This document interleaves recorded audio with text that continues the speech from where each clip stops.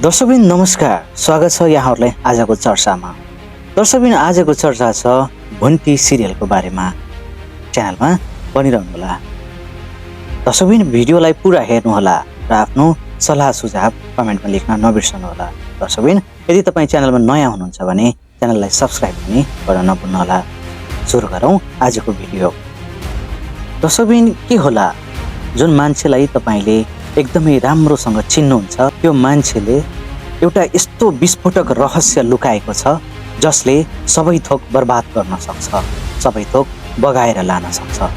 हो दर्शकबिन, म कुरा गर्दैछु भूपेन्द्रको।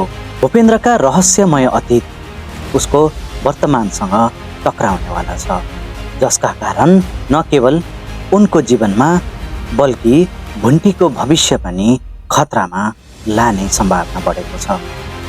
तिनै लुकेका भूपेन्द्रका सच्चाइको गहिराईसम्म पुग्नको लागि तयार हुनुहोस्, जसले उनीहरू सबैको जिन्दगी बर्बाद गरेर चकनाचुरसम्म गर्न सक्छ।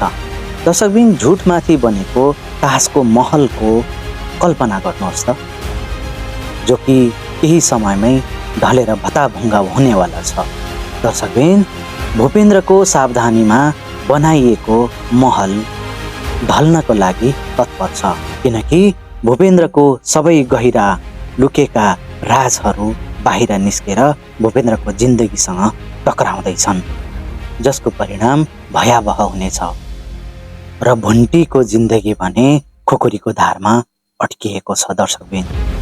दर्शकबिन तपाईहरूले उन अप्रत्याशित मोडहरूमा विश्वास गर्नु हुँदैन जो सामने खुलेर आउनेवाला छन् आगामी दिनहरूमा। दर्शकबिन के तपाईहरूले कहिले सोच्नु भएको छ कि एकजनाको अतीतले र एकजनाको राजले गर्दाखेरि कतिजनाको भाग्यलाई कसरी अपरिवर्तनीय रूपमा बदल्न सक्छ? भूपेन्द्रको लुकेको अतीत अब केवल भूपेन्द्रको बोझ रहेन, यो एउटा टिक टिक गर्दै गरेको टाइम बम जस्तो बनेको छ दर्शकबिन, जो भुन्टीको भविष्यमा र भुन्टीसँग जोडिएका सबै आफ्ना आफन्त इष्टमित्रहरूको तबाही गर्ने धम्की दिँदैछ।